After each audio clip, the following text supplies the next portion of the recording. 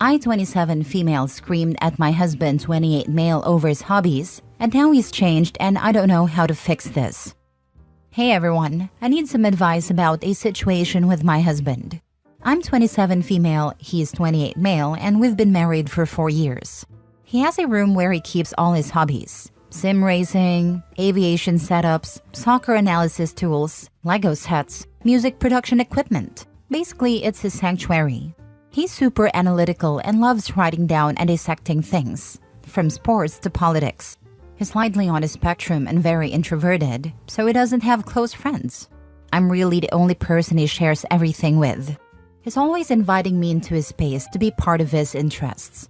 I love him and appreciate that he wants to include me, but sometimes I just need some time for myself.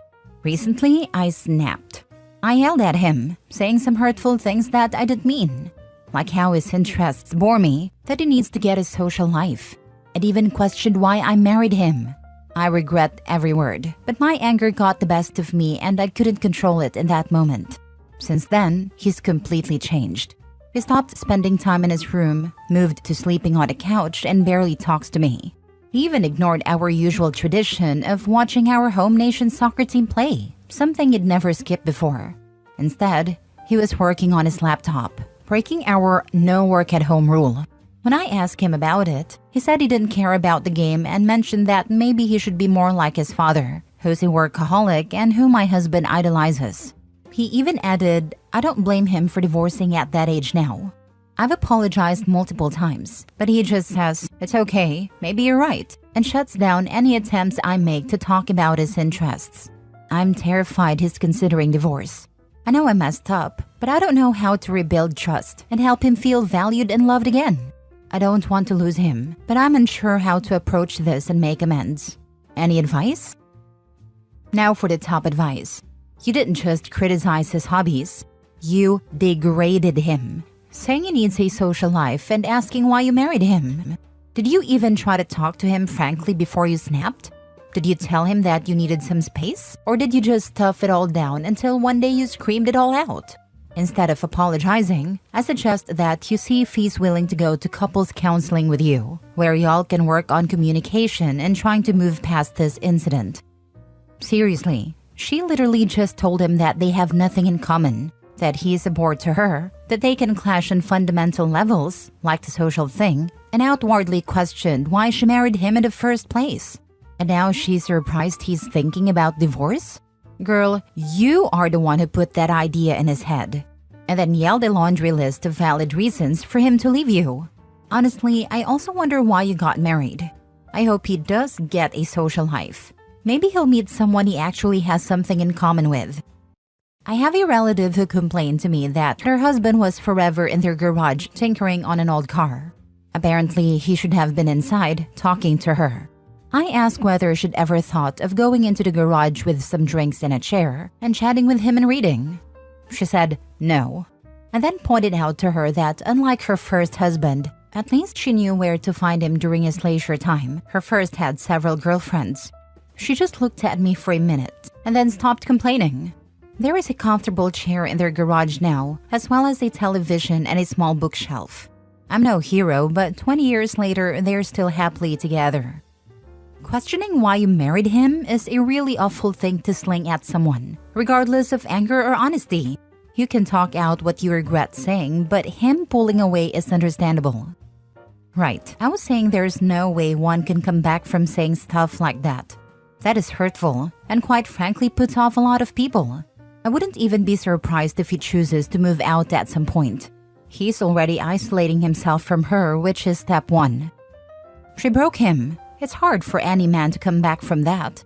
Being truly broken is the worst feeling in the world, and you just feel like you're going through the motions of every day. Every hope, dream, goal, and happiness is gone. It's what I imagine he feels like. Next story. Planning on proposing this weekend, but my 25 male girlfriend, 23 female, gave me an ultimatum to propose. Help? My girlfriend basically told me last night that if she didn't receive a ring by the end of the year, she would break up with me. The problem is, I already have a ring and was planning on proposing on her birthday this weekend. I met my girlfriend in college and we've been together for almost 3 years. This girl is my best friend, and I can't imagine my life without her. I've never felt this way about anyone before. We've talked about getting married and starting a family. The thing is, I've been working on my business and trying to become financially stable to support our future family. My girlfriend knows all of this, which is the crazy part. My girlfriend doesn't have a job currently, and I've been supporting both of us. This isn't a big deal for me since I'm in a position where we can afford to live like this. These past quarters, I've finally started seeing returns from my business. All the hard work I've put in over the past 4 years is starting to pay off. We're on track to have a massive year. My girlfriend has been looking at houses over the past few months, not to buy, but just to see what's out there when we're ready. Everything was set in motion. My girlfriend's birthday is this Sunday, and we're having a party at our place as far as she knows. I had the entire proposal planned out with her best friend. Her best friend was going to bring her to the aquarium where we had our first date. I already talked with the aquarium staff about the proposal. They were going to play our song on the speakers, and I planned to do it in front of the penguin exhibit, her favorite animal. I even hired a professional photographer. I've also already asked her parents for permission to propose. Now I'm in a bad spot.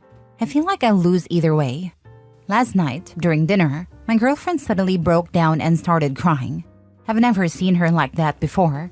She told me she doesn't understand why I won't marry her. She said she's been there for me since day one and told me that if I didn't propose by the end of the year, she would leave. At first, I thought maybe she had found out and was messing with me, but I know her really well. Her tears and emotions were genuine. I know her friends are getting engaged and married, and maybe she feels left out or jealous. But I don't want to propose because of an ultimatum. Now I'm not even sure if I want to go through with the proposal on Sunday. All my friends are saying you can't reward this type of behavior, but I'm not sure. I don't know if she just had a breakdown or what. This is the first time I've ever seen her this upset. Are you not sure about doing it this weekend because it will seem forced, or because you no longer are sure you want to marry her? Your answer changes my advice. Yeah, anyone who at 23 is unemployed and living on her boyfriend's dime and then throws an ultimatum about marriage is nuts, honestly. He is barely old enough to propose, and she is not old enough or mature enough to be engaged. 3 years would be a decent time to wait if they were 10 years older, but they are so young. She's lucky he didn't take out the ring and hand it to her and says he's going for a walk. She obviously hasn't discussed this ultimatum idea with her best friend either. Please don't propose this weekend. Give yourself at least a week to think about whether this is what you want for your life. Hold on to the ring. And honestly, if you do decide to propose later, you don't have to do all that fuss. Just give it to her one night after dinner. And if she is upset there's no fuss, tell her you put a lot of effort into it the first time and her ultimatum made you rethink what you wanted. If she's upset there's no fuss after that, it's one more sign maybe she isn't the one. He needs to insist that she works. There is no good reason that she doesn't, and is it good for either of them to have him financially supporting her? She needs to be gaining work experience, and she needs money to be going toward retirement. Otherwise, in 10 years, he will see half of everything he was going to her, and he will be starting over. That's a bit complicated. Because on one hand, I can understand how you'd want to put things on pause until you can sit down and have a talk about both of your feelings about marriage and engagement timelines. Ideally, it would have been better to do this before she broke down on you, but the second best time is now. On the other hand, there isn't necessarily anything about this sudden ultimatum that necessarily changes your plans. You are planning on proposing to her anyway, well within her timeline expectations, and you could always talk to her later about how you had this proposal planned well before she gave you the ultimatum.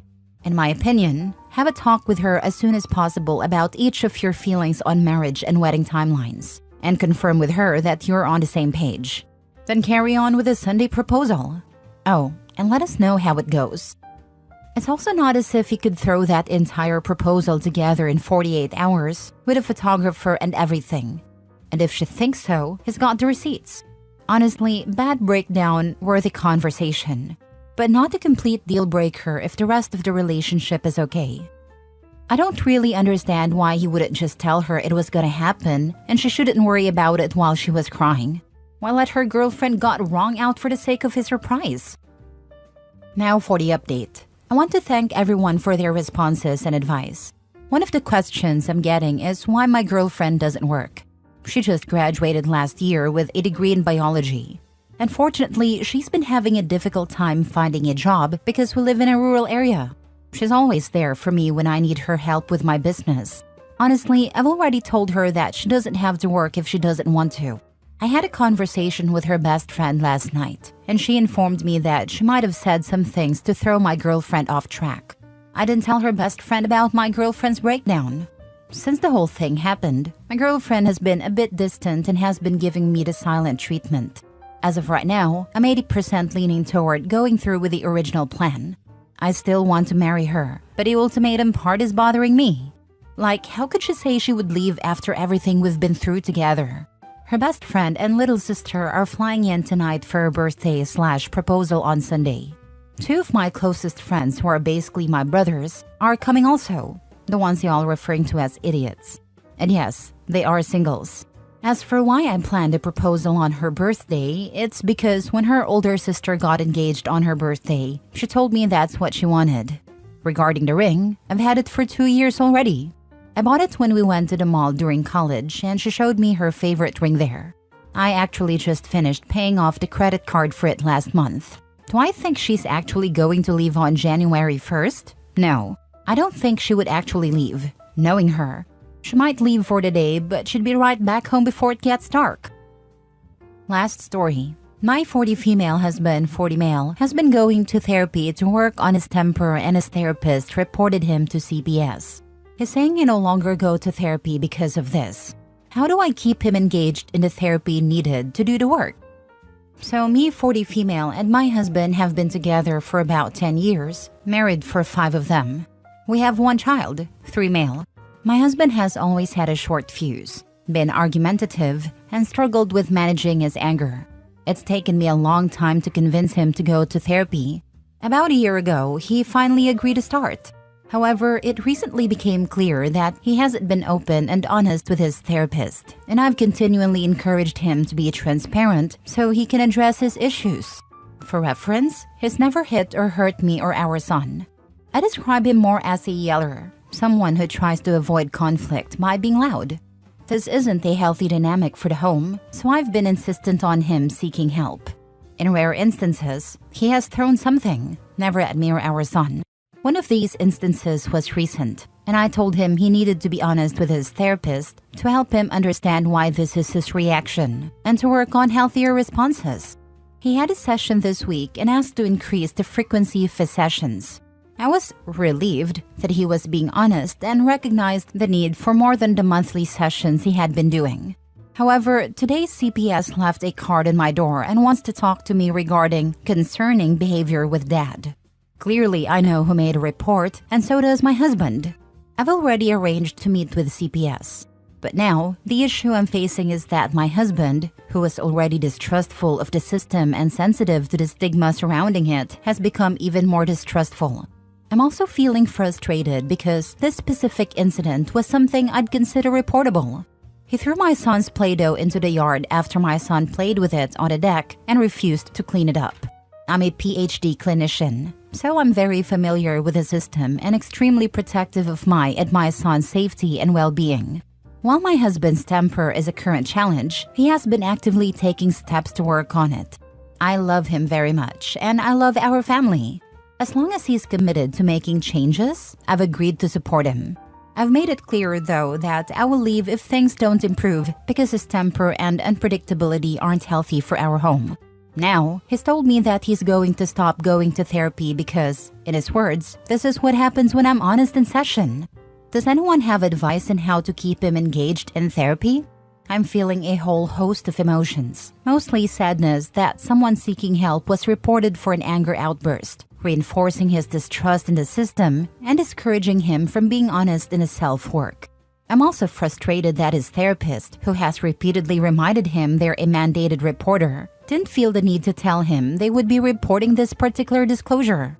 I know it's not required, but I've always operated on that ethical principle with those I've treated. I feel like without his commitment to getting help and working on this, our marriage will fail. I'm also a PhD clinician. So you are aware that a therapist would not call CPS over some yelling.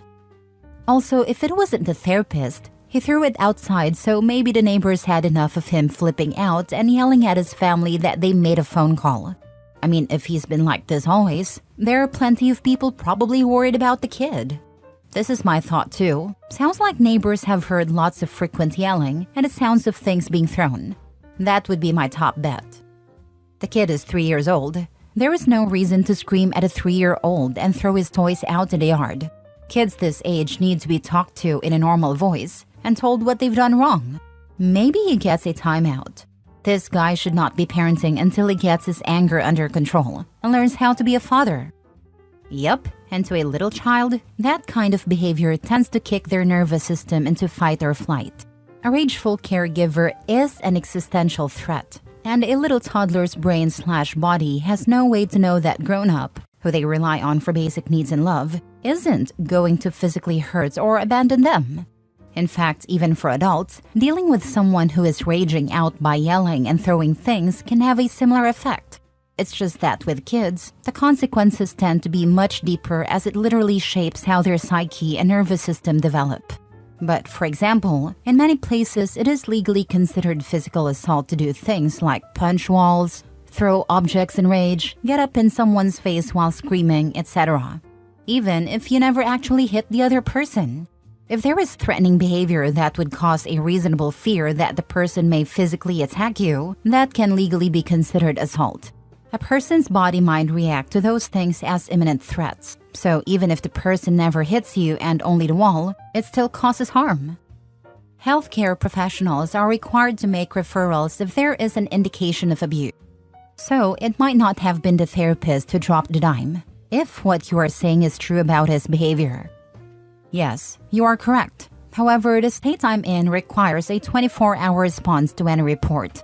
The response was less than 24 hours after his appointment, and he did talk about yelling and throwing the Play-Doh. So while I am using deductive reasoning, you're correct, it could have come from anywhere. But only 3 people know of this specific incident, and my husband and I are 2 of them. And regardless if it was the therapist or not, I'm just really struggling with him dismissing therapy in response to this, rather than him seeing that this is also a product of his temper. I guess he's feeling like how can he trust someone to help him if they'll just keep turning him over to CPS. I've never really sat on both sides of this, I guess, so I'm just stuck.